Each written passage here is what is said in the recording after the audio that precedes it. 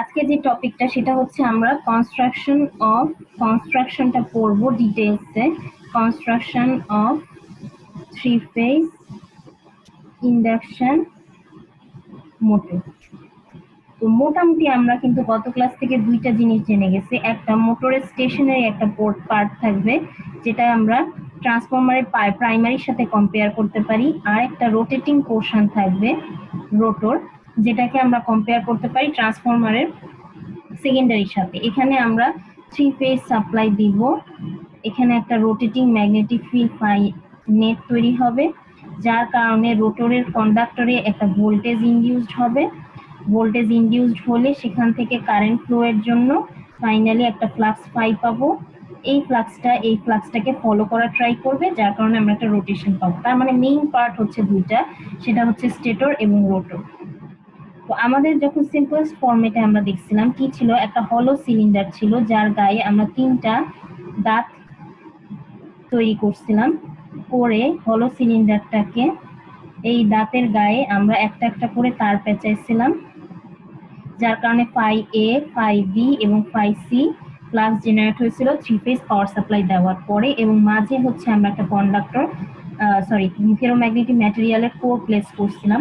Core place করার পরে এখানে আমরা কতগুলো কন্ডাক্টর বার বসাইছিলাম এন্ড রিং দিয়ে, এদেরকে আমরা বন্ধ করে দিয়েছিলাম। এটা হচ্ছে আমরা যদি একেবারেই সিম্পল ফর্মে দেখি এটা কনস্ট্রাকশন, বাট প্র্যাকটিক্যাল লাইফে অবশ্যই আমরা এই জিনিসগুলোই যখন করবো বিভিন্ন রকম প্র্যাকটিক্যাল লাইফে সমস্যা হবে। এগুলো হচ্ছে আইডিয়াল কাজ, প্র্যাকটিক্যাল লাইফে আমরা এত সিম্পল ভাবে দেখতে পাবো না। প্র্যাকটিক্যাল লাইফে আমাদের বিভিন্ন সমস্যা তৈরি হবে এবং সেগুলো সলভ করার জন্য বিভিন্ন রিসার্চার ধাপে ধাপে কাজ করে এই জিনিসটাকে ইমপ্রুভ করছে।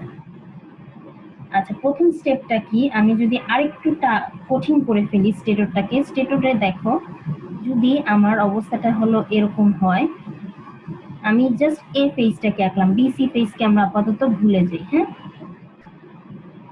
আমি শুধু একটা টিপ দিয়ে এই ফেজটাকে এখানে সাপ্লাই দিলাম, লাইন 1 এর সাথে কানেক্ট করলাম আর এটা নিউট্রালের সাথে কানেক্ট করলাম। কারেন্ট ফ্লো করতেছে, যার কারণে ফ্লাক্স জেনারেট হচ্ছে। ফ্লাক্স যখন জেনারেট হচ্ছে তখন এখানে ধরলাম নর্থ পোল, যেহেতু ফ্লাক্সের ডিরেকশন আমরা যদি thumb rule, right hand thumb rule করি, থামটা নির্দেশ করবে ফ্লাক্সের ডিরেকশন, আর হাতের বাকি আঙ্গুলগুলো মুভ করলে আমরা পাবো হচ্ছে কারেন্টের ডিরেকশনটা দিলে আমরা ফ্লাক্সের ডিরেকশন পাবো থাম বরাবর। তার মানে এখানে থাম আমরা জানি একটা চুম্বক যদি থাকে north pole south pole, north pole দিয়ে বের হবে, সাউথ পোল দিয়ে ঢুকবে।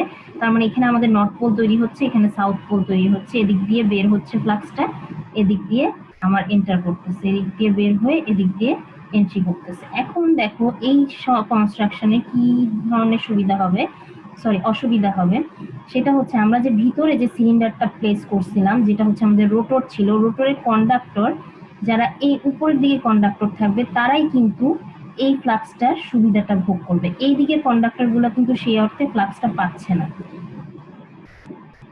কিছু পাবে না তা না, কারণ কিছু হয়তো র্যান্ডম দুই একটা ফ্লাক্স এদিক দিয়েও যাবে, বাট বেশিরভাগ ফ্লাক্স কিন্তু এদিক দিয়ে পাস করে চলে যাবে। আমরা কিন্তু ফ্লাক্স পাচ্ছি না। তো এই জন্য আমরা এইটাকে আরেকটু ইমপ্রুভ করব। সেটা কি করব,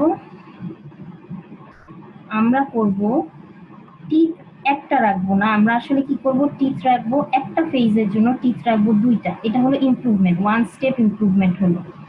আমরা বি আর সি কে কিন্তু এখনো ভুলে যাচ্ছি, বি আর সি ভুলে যাই। এখানে হচ্ছে এ, আর এটার নাম আমরা ঠিক তার অপোজিটে এ প্রাইম দিব। এখানে আমরা কিভাবে পেঁচাবো, ধরলাম এখান থেকে শুরু করলাম, তারটাকে এখান থেকে শুরু করলাম, তারপরে এখান দিয়ে এসে এখান দিয়ে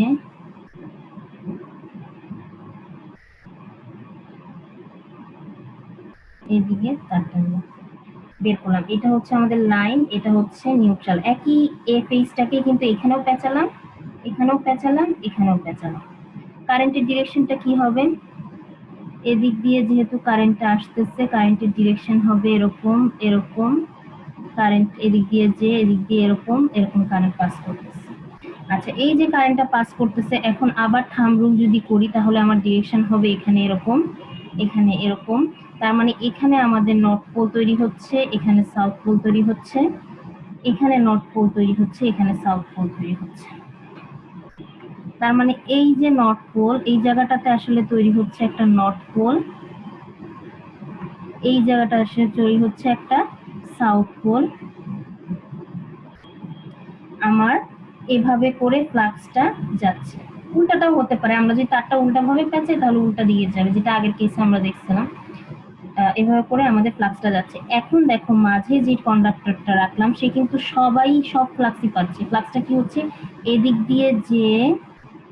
দিয়ে যে আবার বের হয়ে আসতেছে, এদিক দিয়ে যে আবার বের হয়ে আসছে। তার মানে সবাই কিন্তু ফ্লাক্স আংশিক পার্শিয়াল যেভাবেই হোক পাচ্ছে। উপরের অংশটা ফ্লাক্স পাচ্ছে, নিচের কন্ডাক্টর গুলো আমাদের নিচে 50% কন্ডাক্টর গুলো আমাদের ফ্লাক্স পাচ্ছে। তো সবসময় দেখবা যে আমরা যখন এই তারটা পেঁচাই তখন প্রতিটা অংশের জন্য এ এর জন্য একটা এ প্রাইম থাকবে, বি এর জন্য একটা বি প্রাইম থাকবে, সি এর জন্য একটা সি প্রাইম থাকবে। তার মানে ইমপ্রুভ করে জিনিসটা দাঁড়াবে কি,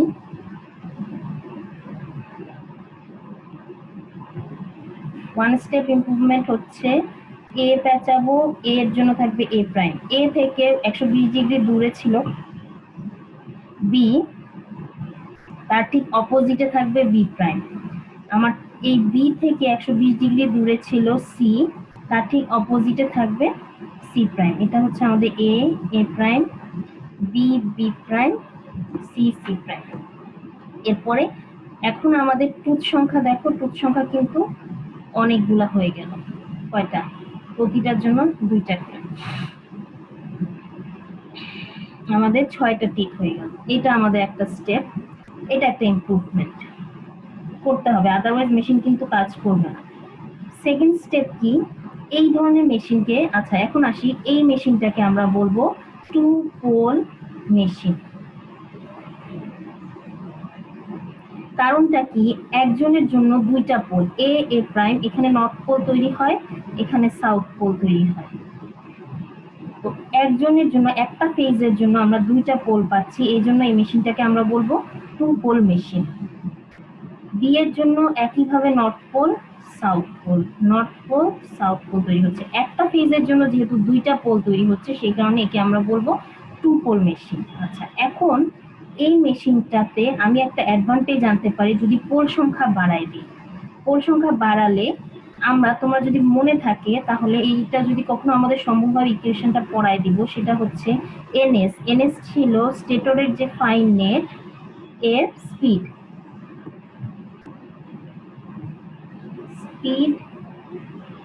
অফ ফাই নেট, এটা হচ্ছে আমাদের এনএস ছিল। এটার ইকুয়েশনটা হচ্ছে ম্যাথমেটিক্যালি আমরা শো করতে পারি 120 এফ বাই পি, যেখানে এফ হচ্ছে সাপ্লাই যেটা আমরা দিলাম 3 ফেজ তার ফ্রিকোয়েন্সি, সাপ্লাই ফ্রিকোয়েন্সি।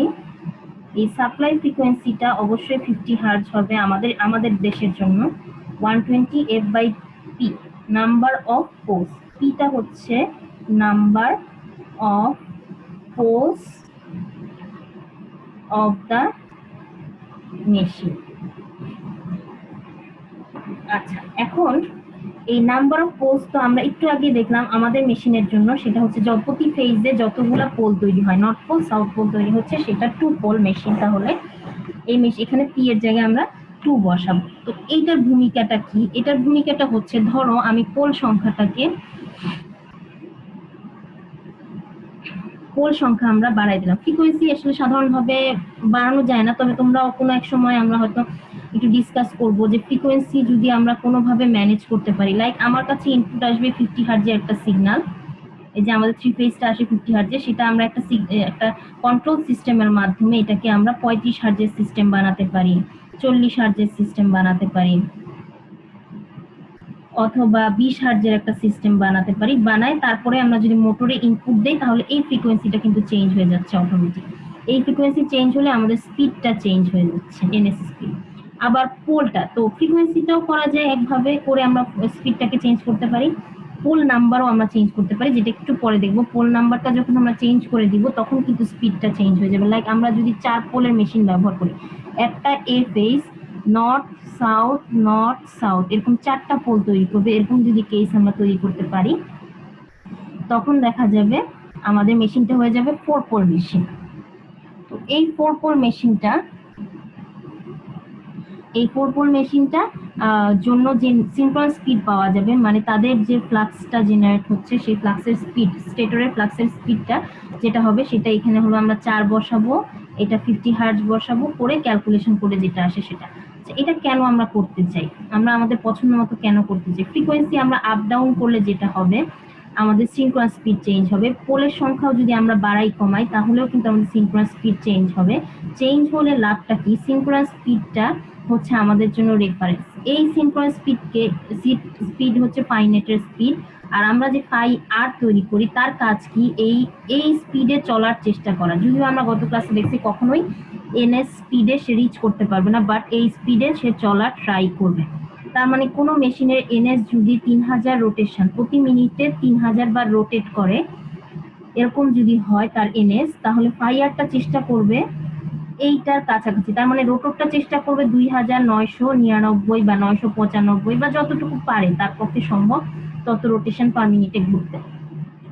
বাট এটার পরিবর্তে যদি আমি এমন ভাবে পোলটোল চেঞ্জ করি, অথবা আমরা যদি এমন ভাবে ফ্রিকোয়েন্সি চেঞ্জ করি যার কারণে এই মানটা আসতেছে 120f/p, এই সূত্র থেকে আমরা যদি এইটার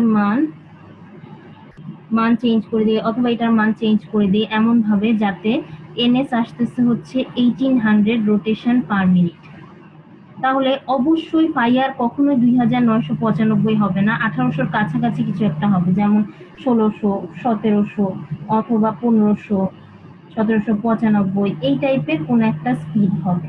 তার মানে স্পিড কিন্তু আমরা এনএসটা চেঞ্জ করতেছি পোল অথবা ফ্রিকোয়েন্সি দিয়ে। চেঞ্জ করার ফলে অটোমেটিক রোটরের যে স্পিড এনআর সেটাও কিন্তু অটোমেটিক চেঞ্জ হয়ে যাচ্ছে। তো এটার জন্যই আমরা এই দুইটা জায়গায় চেঞ্জ আনতে পারি, ফ্রিকোয়েন্সি চেঞ্জ আনতে পারি অথবা পোল চেঞ্জ করে। তো একবার যখন মেশিন তৈরি হয়ে যায় তখন তার নাম্বার অফ পোলস চেঞ্জ করা যায় না, তো আমরা তখন কি করি, ফ্রিকোয়েন্সি একটা কন্ট্রোলার ইউজ করে ফ্রিকোয়েন্সিটা চেঞ্জ করে দিয়ে স্পিড চেঞ্জ করতে পারি, এনএস চেঞ্জ করতে পারি, তাহলে এনআরটা অটোমেটিক চেঞ্জ হয়ে যাবে। এই মেকানিজমটা আমরা ইন্ডাকশন মোটরে ব্যবহার করি কন্ট্রোল করার জন্য স্পিড। আচ্ছা, এখন দেখি আমরা যে বললাম পোল চেঞ্জ সেটা কিভাবে করা হয় সেটা আমরা আবার একটা পেজ দিয়ে বুঝাবো।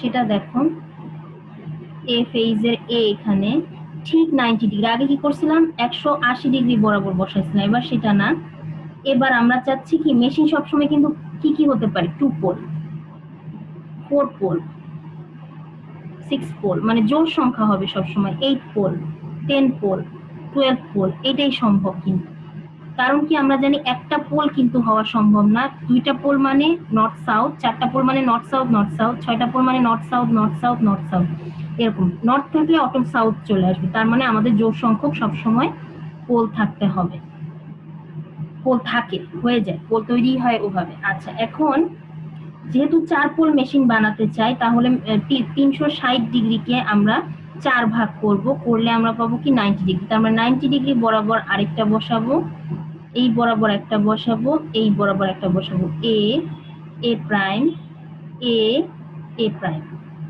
এমন ভাবে এখানে তার পেঁচাবো, দেখা যাবে এখানে নর্থ পোল তৈরি হবে, এখানে সাউথ পোল তৈরি হবে,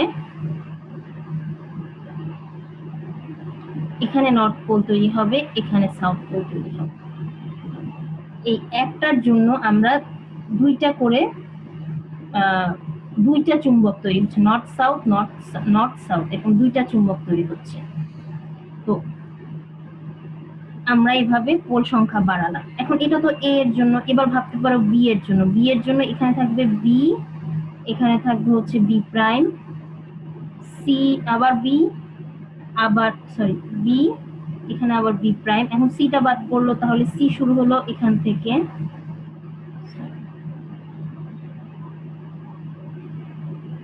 এটা হলো বি, এটা হলো আমাদের সি, আবার সি এর জন্য এখানে সি প্রাইম, এখানে আবার সি, এখানে আবার সি প্রাইম। তার মানে এখন আমাদের কি প্রতি জনের জন্য 4টা করে, 3 4 12টা, 12 টু একটা সিস্টেমে আমরা ডেভেলপ করলাম। তো এইটা কি পোল সংখ্যা আমরা চেঞ্জ করতেছি। তো এটা কতক্ষণ পর্যন্ত আমরা পোল সংখ্যা কন্ট্রোল করবো, এটা হলো কনস্ট্রাকশনের আগে কিন্তু করতে হবে। মেশিনটা তৈরির আগে আমরা বুঝে নিব মেশিনটা কত স্পিডে আমরা ঘোরাতে চাই, মানে মোটামুটি রেঞ্জটা কত, 1800 পর্যন্ত ঘোরাতে চাই, 3000 পর্যন্ত ঘোরাতে চাই, 2400 পর্যন্ত ঘোরাতে চাই। তো ঘোরাতে হলে ওই যে 50 বসাবো, 120 into 50 divided by P equal to হচ্ছে 1800, ইকুয়াল টু হচ্ছে 3000, ইকুয়াল টু হচ্ছে 2400, বসায় দেখবা পিটা কত হলে বেটার হয় আমাদের জন্য।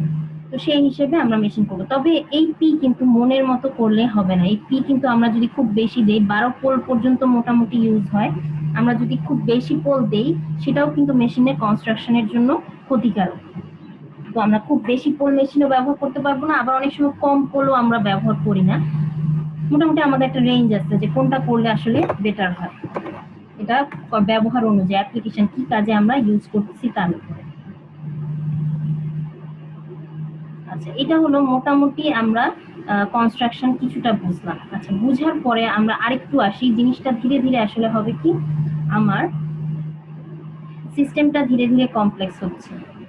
আগে কিন্তু মাত্র একটা একটা প্রতিটার জন্য একটা একটা ট্রুথ নিয়ে শুরু করলাম, দুইটা দুইটা ট্রুথ নিয়ে প্রতিজনের জন্য করলাম, আমাদের এনএস স্পিড কিভাবে কন্ট্রোল করায় সেগুলো শিখে গেলাম। তো এখন প্র্যাকটিক্যালি ব্যাপারটা এখানেও আবার সীমাবদ্ধ থাকে না, এই ট্রুথ সংখ্যা এরকম থাকে না, থাকে কি আসলে থাকে এরকম কন্টিনিউয়াসলি। ছবিটা আমি তোমাদেরকে দেখাবো, ভিডিও করেই দেখাবো যে কিভাবে কনস্ট্রাকশন করা হয়। আমি আপাতত বেসিক থিওরিটা তোমাদেরকে বুঝিয়ে দিচ্ছি।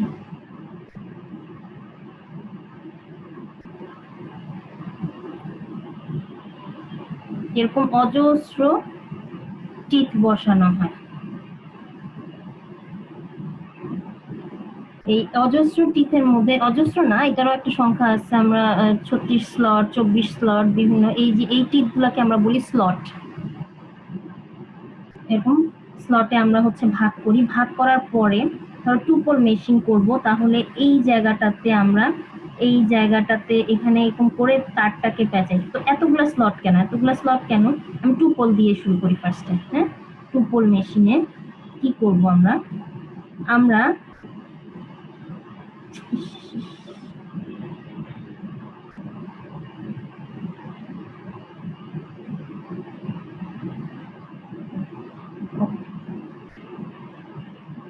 আমরা টু পোল মেশিন দিয়ে শুরু করে, আমাদের মেশিনটা বর্তমানে টু পোল মেশিন।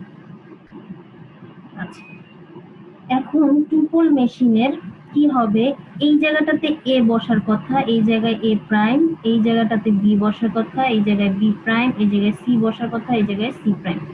তো আমরা এখানে তারটাকে এভাবে করে তো পেঁচাবই, একটা টিথের মধ্যে আসলে পেঁচানো হয় না, কয়েকটা এইখান থেকে শুরু করে আমরা এই পর্যন্ত এভাবে করে তারটাকে পেঁচাবো। পেঁচানোটা একটু দেখাবো তোমাদেরকে, ভিডিও দেখায় করলাম। তারপরে এইটার কন্টিনিউশন আবার এইদিকে, এইটার কন্টিনিউশন আবার এইদিকে, এভাবে করে মোটামুটি একটা স্প্রেড করে করা হয়। এই জিনিসটাকে আমরা বলি পিচ, পিচ কয়েল পিচ বলা হয়। কয়েল কতটুকু জায়গা জুড়ে এক একটা কয়েল পেঁচানো হচ্ছে, এখান থেকে আবার টেনে নিয়ে এখানে এ বরাবর এভাবে ভেঙে ভেঙে ভেঙে ভেঙে পেঁচাবো, এটা টেনে নিয়ে এভাবে করে পেঁচাবো, এভাবে করে পেঁচাবো। এবার বি কি করব, বি শুরু হবে, বিও এরকম স্প্রেড করে এভাবে করে পেঁচালাম, এভাবে করে পেঁচালাম, নিয়ে অপোজিটে এভাবে এভাবে, আবার এভাবে এভাবে এভাবে করলাম, করে এখান থেকে তারটা বের করলাম। আবার সি এর ক্ষেত্রে এরকম ভেঙে ভেঙে পেঁচানো, আবার পেঁচানো, নিয়ে আবার এখানে নেওয়া, নিয়ে এখান থেকে সি সি প্রাইম বের করা। আচ্ছা, এই জিনিসটা স্প্রেড করে কেন, কেন একটা জায়গায় একটা টুথ, সুন্দর একটা টুথ করলেই হতে হয় না, করে কয়েকটা স্লটে আমরা ভাগ করলাম, কয়েকটা স্লটে ভাগ করে স্প্রেড করে তারগুলাকে পেঁচালাম কিভাবে, এরকম এরকম এরকম ছিল, করে নিয়ে আবার এরকম এরকম এরকম, আবার নিয়ে এরকম এরকম এরকম নিয়ে আবার এই পাশে মানে এ প্রাইম সাইডটাতে পেঁচাবো। তো এই কাজটা আমরা কেন করতেছি, এই কাজটা আমরা করতেছি, এটার ব্যাখ্যাটা আসলে আমার মতে, তোমরা এটা হয়তো 4th ইয়ারে আমাদের সিলেবাস চেঞ্জ হলে সেইটাতে যদি তোমরা পড়ো, মানে তোমাদের গ্রুপটা যদি সেই সেমিস্টারটা পায়, তাহলে 4th ইয়ারে তোমরা হয়তো ইনশাল্লাহ গিয়ে এটা একটা কোর্স পাবা, সেখানে হয়তো ডিটেলস ডিসকাস হবে কেন আমরা স্প্রেড করে করি। আর আরেকটা হচ্ছে তোমরা নাইলে মাস্টার্স লেভেলে গিয়ে এটা তোমরা দেখতে পাবা। তো স্প্রেড করে করলে যেটা হয়, আমরা যেটা ভাবি যে মেশিনটাতে ফ্লাক্স তৈরি হয় সাইনোসয়েডাল, মানে ধরো আমি কারেন্ট দিলাম, আমরা তো তাই করছি তাই না, একটা ভোল্টেজ দিচ্ছি, সেটা হচ্ছে সাইনোসয়েডাল ভোল্টেজ, তার কারণে আমরা একটা সাইনোসয়েডাল কারেন্ট পাইছি কোনো এক থিটা অ্যাঙ্গেলে, এটার কারণে যে ফ্লাক্সটা জেনারেট হচ্ছে, এইটার কারণে কারেন্টটা সাইনোসয়েডাল, তার জন্য যে ফ্লাক্সটা তৈরি হচ্ছে সেই ফ্লাক্সটাকেও আমরা ধরে নিচ্ছি সাম সাইনোসয়েডাল একটা ফ্লাক্স তৈরি হচ্ছে থিটা ওয়ান অ্যাঙ্গেল, যাই হোক সামথিং। মেইন কথা সাইনোসয়েডাল, সবকিছু সাইনোসয়েডাল, ভোল্টেজ দিলাম সাইনোসয়েডাল, কারেন্ট পেলাম সাইনোসয়েডাল, ফ্লাক্সও পেলাম সাইনোসয়েডাল। তো এই জিনিসগুলো কখন হবে, যখন সিস্টেমটা লিনিয়ার সিস্টেম হবে। সরি, সিস্টেম কিন্তু সবসময় লিনিয়ার সিস্টেম হয় না। যেমন আমি যদি দেখি, তোমাদের যদি মনে থাকে ছোটবেলায় আমরা বিএইচ কার্ভ পড়ছিলাম, 1-1 বলো অথবা এইচএসসি লেভেলে, দুই জায়গায় আমরা পড়ছি বিএইচ কার্ভ। বিএইচ কার্ভের সিগনিফিকেন্স কি? বিএইচ কার্ভের সিগনিফিকেন্স এই জায়গা বরাবর থাকে এইচ, এইটা থাকে হচ্ছে বি, ফ্লাক্স যেটা জেনারেট হচ্ছে, এই এইচটা হচ্ছে রিলেটেড টু আই। এটা হলো একটা ইলেকট্রোম্যাগনেটের ক্ষেত্রে যদি আমি ভাবি, আমরা কারেন্ট দিচ্ছি যার কারণে ফ্লাক্স, এটা হচ্ছে রিলেটেড টু ফ্লাক্স জেনারেট হচ্ছে। এই যে কারেন্টটা, সেটা হচ্ছে এই যে ম্যাগনেটিক ফিল্ড স্ট্রেংথ বলে বোধহয়, এই এইচটার সাথে প্রপোর্শনাল, একদম কারেন্ট বেশি দিব এইচটাও সেই পরিমাণ বাড়বে। তার মানে এইচটাকে এক্স এক্সিস বরাবর কারেন্ট বাড়াচ্ছি আসলে, সেটাকে আমরা এইচ দিয়ে রিপ্রেজেন্ট করছি যে এইচটা আমার বাড়তেছে। এইচ যখন বাড়তেছে তখন আমরা ফ্লাক্সও জেনারেট হচ্ছে। এই রিলেশনশিপটা দেখো, এই কার্ভটাকে ফলো করে। এই কার্ভটা কি লিনিয়ার না কিন্তু। তার মানে কারেন্ট যদি আমরা সাইনোসয়েডাল দেই, নট নেসেসারিলি ফ্লাক্সটা আমরা সাইনোসয়েডাল পাবো। ফ্লাক্স যেটা হয়, তোমরা যদি বইয়ে দেখো, ফ্লাক্স যেটা হয় সেই ফ্লাক্সটা পিরিয়ডিক একটা ফ্লাক্সই পাবো, কিন্তু হয়তো সাইনোসয়েডাল না, এরকম হয়তো এরকম একটা ফ্লাক্স সিগন্যাল পাবো। দেখো এটা কিন্তু একটা সময়ের সাথে সাথে প্রায় সিমিলার একটা টাইম আছে, তাদের টাইম পিরিয়ড আছে, একটা টাইম মেনটেন করে তারা চেঞ্জ হচ্ছে, বাট সেটা কিন্তু পিওর সুন্দর সাইনোসয়েডাল না। এটার কারণটা কি? কারণটা হচ্ছে আমরা যে কার্ভটাকে ফলো করি, এটা পাই কারেন্ট প্রপোর্শনাল টু এ, পাই আমরা ধরে নিই পাই হচ্ছে প্রপোর্শনাল টু আই, তো আই সাইনোসয়েডাল হলে পাইটাও সাইনোসয়েডাল, এটা আমরা ধরে নিই। বাট প্র্যাকটিক্যালি তারা কিন্তু y ইকুয়াল টু mx, যে y ইকুয়াল টু mx এই লিনিয়ার সূত্র মেনটেন করে না, ওদেরটা কিন্তু একটা কার্ভ আছে, কার্ভ। সো যার কারণে এটা একদম সুন্দর সাইনোসয়েডাল না পেয়ে আমরা একটা আঁকা বাঁকা সিগন্যাল পাই। আচ্ছা, এখন এটা যদি হয় তাহলে সিগন্যালটাকে যদি আমি একটু ছবি আঁকি, ধরো সিগন্যালটা পেলাম এরকম, আমি ধরলাম সিগন্যালটা পাইছি এরকম। তো এই সিগন্যালটাকে যদি ভাঙি, তোমরা এটা ম্যাথে যদি কখনো কখনো না পড়বা, তোমরা কোনো একটা ইয়ারে গিয়ে অথবা ইয়াতে পড়বা, যে একটা কোর্সেও পড়বা, আমাদের একটা ডিপার্টমেন্টাল কোর্সে, যে এই জিনিসটাকে, এই সাইনোসয়েডাল সিগন্যালটাকে আমরা, সরি, এরকম একটা যে কোনো একটা সিগন্যাল যেটা হলো নির্দিষ্ট নিয়মে একটা সাইক্লিক অর্ডারে চেঞ্জ হয়, সেটা যেই ধরনের সিগন্যালই হোক, লাইক এটাও একটা সিগন্যাল, স্কোয়ার ওয়েভও কিন্তু একটা সিগন্যাল যেটা পিরিয়ডিক্যালি চেঞ্জ হয়, বাট এটা কিন্তু সাইনোসয়েডাল সিগন্যাল না, এটাও কোনো সাইনোসয়েডাল সিগন্যাল না। এই সিগন্যালগুলোকে ভাঙলে আমরা কতগুলো সাইনোসয়েডাল সিগন্যালে তৈরি করতে পারবো। যেমন এটাকে যদি আমি ভাঙি, একটা সাইন ওয়েভ পাবো, প্লাস আরেকটা সাইন ওয়েভ পাবো, প্লাস আরো সাইন ওয়েভ পাবো, এরকম করে এই সিগন্যালটাকে ভেঙে আমরা অনেকগুলো সাইনোসয়েডাল সিগন্যালে ভাগ করতে পারি, যাদের ফ্রিকোয়েন্সি হবে কি, এক একজনের ফ্রিকোয়েন্সি এক একটা। এই সিগন্যালটা যেহেতু 50 হার্টজের একটা কারেন্ট থেকে তৈরি হয়েছে, তার কারণে আমরা যে সাইনোসয়েডালে ভাগ করব সেগুলোর সিগন্যাল কি হবে, একটা হবে পাই m1 সাইন 2 পাই 50 টি, এটা পাবো, মানে 50 হার্টজের একটা সিগন্যাল পাবো, প্লাস আরেকটা সিগন্যাল পাবো যেটা হবে হচ্ছে 100 হার্টজের, 50 গুণিতক 100 হার্টজের একটা সিগন্যাল পাবো। আরেকটা পাবো সেটা হচ্ছে সাইন 2 পাই 150, এটাও কিন্তু 100 এর, সরি 50 এর একটা গুণিতক, 3 গুণ 2 গুণ 4 গুণ,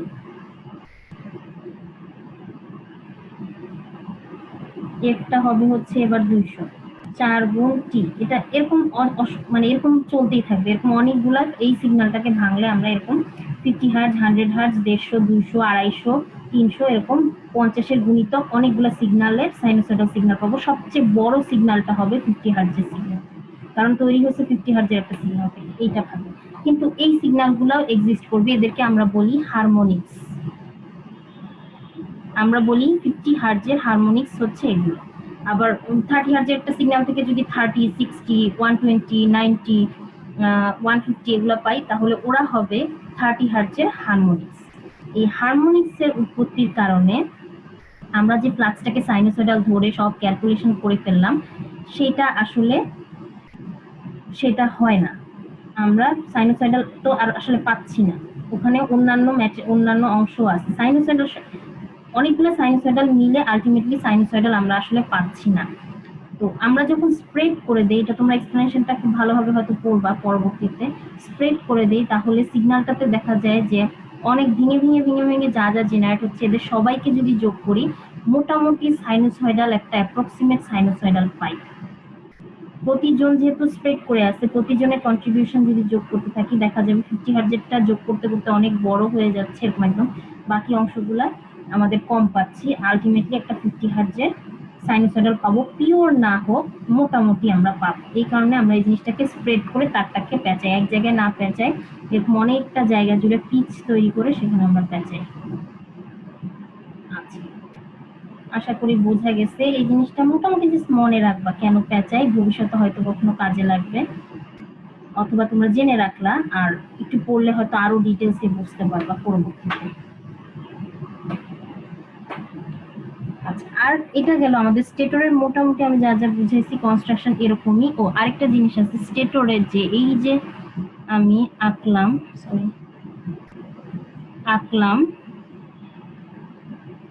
এরকম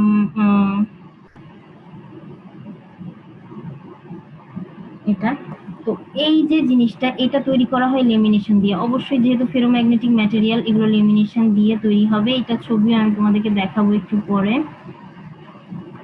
এটা হলো কিভাবে, এরকম একটা পাতলা পাতলা তুমি পিস নিবা,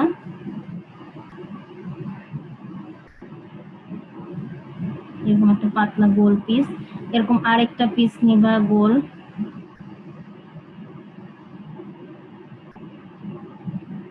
একটার পর একটা এরকম বসায় বসায় লেমিনেটেড পিস গুলাকে নিয়ে একটার পাশে একটা একটা বসায় আমরা পুরো এই সিলিন্ডারটা তৈরি করব, যাতে আমরা জানি এটার ফলে কি হবে, আমাদের এডি কারেন্ট লসটা এলিমিনেটেড হয়ে যায়, এডি কারেন্ট লসের সমস্যাটা আমাদের দূর হয়ে যায়। আচ্ছা, এখন এইটা গেল। এবার আমরা যাব স্টেটর কনস্ট্রাকশন, মোটামুটি বুঝা গেছে। রোটর কনস্ট্রাকশন কি,